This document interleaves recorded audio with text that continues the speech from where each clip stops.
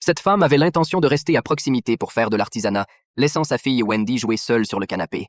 Cependant, lorsque Marie remarqua que son verre était vide, elle se rendit à la cuisine pour le remplir à nouveau. En revenant, elle réalisa que Wendy n'était plus dans le salon. En baissant les yeux, elle aperçut des traces d'eau sur le sol. Terrifiée, Marie suivit rapidement la petite trace d'eau et elle fut choquée de constater que celle-ci menait directement à la salle de bain.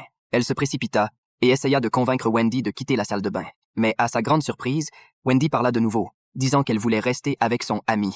Marie ne comprenait pas. Il n'y avait pas de voisins à des kilomètres à la ronde. Comment leur maison pouvait-elle avoir un ami? Elle demanda d'une voix inquiète où se trouvait cet ami. Wendy répondit d'une voix étrange que son ami avait été effrayé par Marie. Lorsque Marie tenta de la convaincre d'arrêter de dire de telles choses bizarres, elle sentit un frisson parcourir son corps. Mais Wendy répliqua à nouveau, cette fois en disant que son ami avait été accusé à tort. Cette phrase laissa Marie sans voix, pleine de malaise. Le lendemain, le petit ami de Marie vint spécialement pour examiner Wendy. En tant que médecin, il soupçonnait que Wendy souffrait peut-être de troubles paranoïaques et rassura Marie en lui disant de ne pas trop s'inquiéter. Il sortit ensuite quelques instruments de son sac et expliqua qu'une série de coups rythmiques pourrait stimuler Wendy et peut-être l'encourager à parler de manière plus régulière. Dès qu'il commença le traitement, la maison se remplit rapidement du bruit rythmique des coups. Mais soudain, une boîte dans la pièce commença à trembler, comme si elle avait sa propre volonté.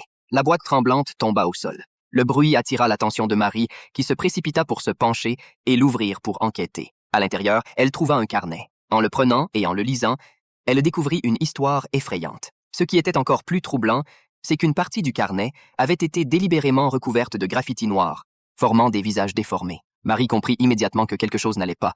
Elle dit à son petit ami que l'histoire dans le carnet ressemblait presque à celle que Wendy avait racontée la veille. L'apparition soudaine de ce carnet étrange dans leur maison fit douter Marie que ce que Wendy disait pourrait être vrai. Cependant, son petit ami n'était pas d'accord et restait sceptique.